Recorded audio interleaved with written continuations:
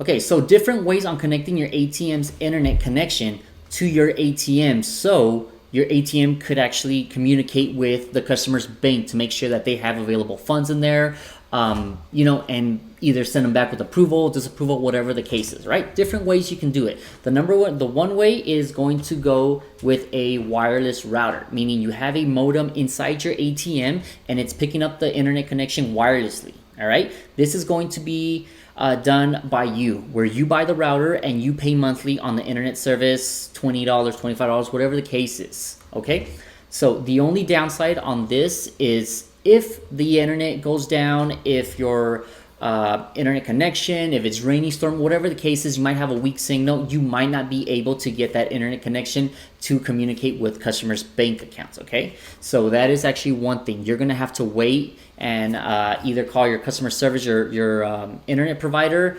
You're gonna have to wait till maybe there's a storm that's happening. It always happens here in my area where it starts getting a little rainy, stormy, and it goes down. Okay, that is actually one of the things. But the plus side, or the pro side on this, is you are not depending on anybody else. Okay, this is your internet provider. This is your service. You're not counting on the business owner's internet, right? If that goes down, there's nothing that we can do. We have to wait for them to connect it, right? And who knows how long that's going to take, whatever the case is, kind of thing. The second part is connecting your ATM with the Cat5 connection, right? A telephone cord that connects to the back of your ATM. It's basically a landline, and it's getting constant internet into your ATM.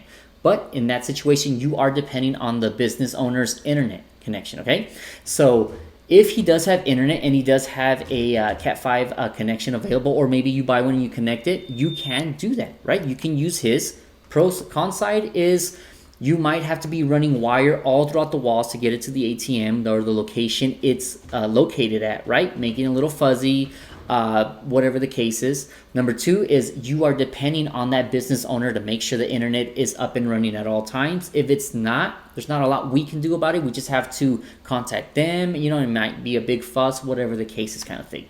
But on the plus side, the pro side is you are not paying additional money for internet service, right? Maybe you're going to make a deal with the business owner on whatever the case is, but you are not paying the $20, $25, and then $100 for the modem that you have to purchase. So that's a pro on that side. So they both have pros and cons. Me personally, I am with the wireless router because I want to make sure that my internet's connected. If it's not, I have control where I can go and find the problem, right? Make it right, whatever the case is, kind of thing. So those are the two ways on connecting your ATM to the internet.